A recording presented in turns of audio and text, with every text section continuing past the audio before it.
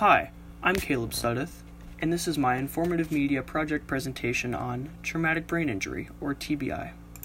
The definition of TBI is an insult to the brain caused by external physical force that may produce a diminished or altered state of consciousness, which results in an impairment of cognitive abilities or physical functioning.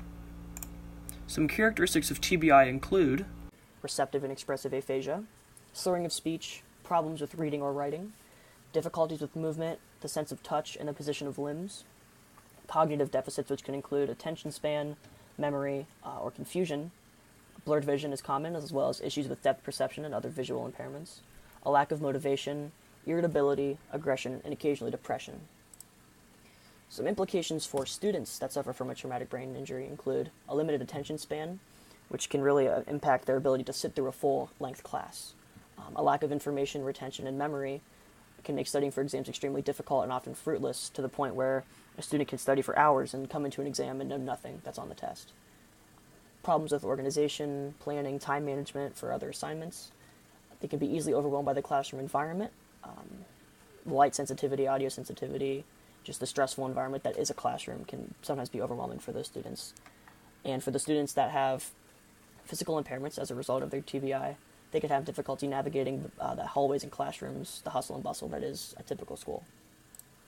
So some needs of a student with a traumatic brain injury can include extra transition time between classes, so that they can walk between the classes and still get there on time because it will take them longer than an able-bodied student.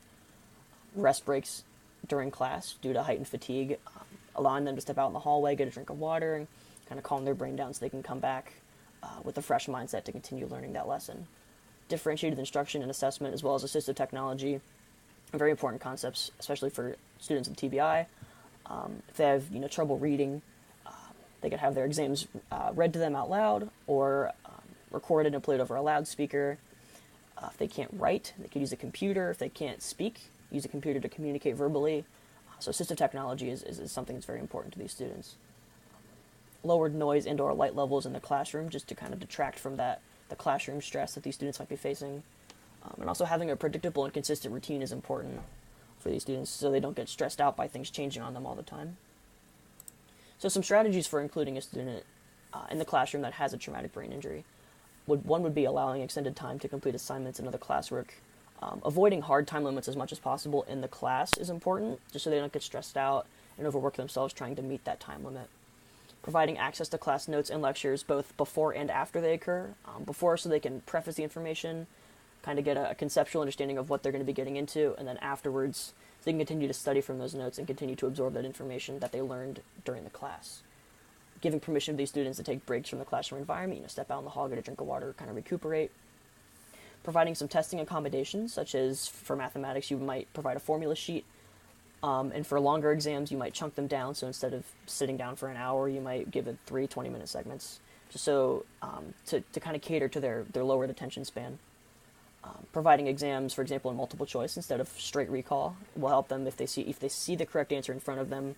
It'll be easier for them to pick that answer instead of having to recall it straight from memory. Clearly stating directions in any situation in a manner that is simple and easy to understand, using plain English, trying to refrain from figurative language, things like that. Limiting to only 2 or 3 task requirements at a time. If you start shouting out directions, if you give them 10 things to do at once, the odds are they're not going to get the last 5, and they'll probably forget the first 2, just thinking about what they need to be doing. So if you try to limit that down to 2 or 3 at a time, it'll be much easier for them to keep track and for them to accurately accomplish those tasks. Providing regular academic interaction with non-disabled peers will help them kind of socially recuperate and be socially involved in the classroom as well as academically involved. Using auditory or visual cues to signify a change in the routine will help them prepare for the change that's about to occur. It'll make it easier for them to process that change if they can see or hear that's about to happen instead of just out of the blue getting up and moving to a different spot.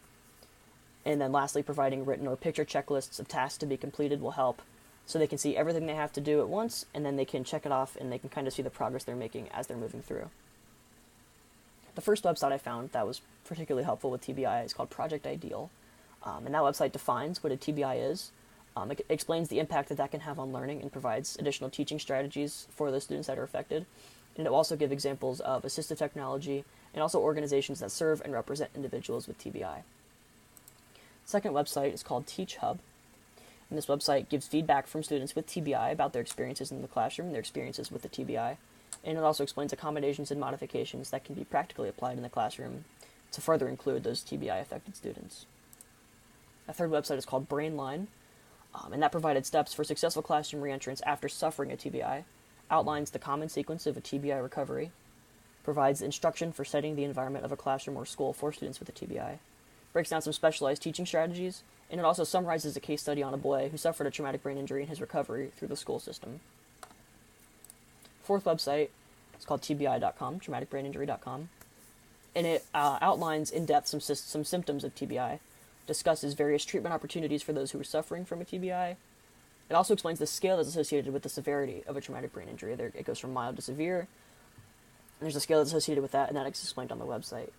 And it also provides methods of prevention for TBI, so before it even happens, wearing a bicycle helmet, securing firearms in the home, things such as that can help prevent it from even happening at the start. The last website is for the Center for Neuroskills, defines TBI. It provides resources for families of individuals who are suffering from a TBI, details information on recovery methods, and it also extensively covers the medical professionals that are associated with the treatment of TBI. And with that, here are my sources. And thank you for watching.